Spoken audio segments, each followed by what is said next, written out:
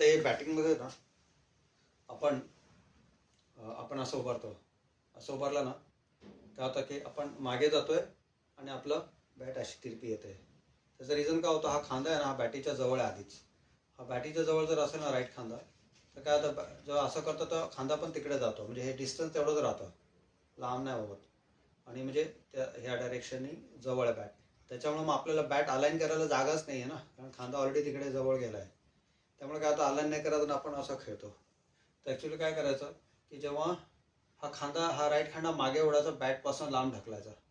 हा कुठे जाऊ द्यायचा काय फरक नाही पडत, पण राईट खांदा मागचा खांदा बॅटनं असं असं करून असं पुल करायचं, मागे पुल करायचं बॅटच्या. जसं असं मॅग्नेट आहे आणि हे दोन्ही एकमेकांना पुश करत आहे, बॅट आणि मागचा शोल्डर. मागे पुल केलं की काय होतं की मागे केलं ना तर असं झालं की हे हे अलाइनला खूप जागा आहे.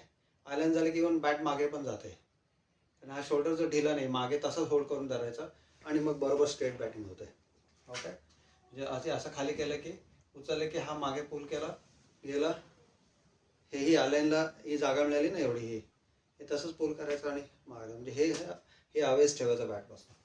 इव्हन खाली जर केलं तरी हा मागे पुल केला बरोबर सरळ बॅट येते.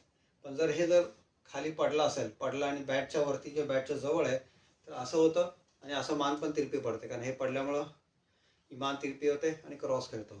पण हा जर शोल्डर मागे पुल केला असेल ना तर मान पण पडत नाही, आणि ही एक्स्ट्रा जागा राहते बॅट अलाइन करायला, ती पाहिजे असते. कारण हे जर पुढे ढकललं तर अलाइनला बॅटला काही जागा नाही, बॅट तिरपीच येणार.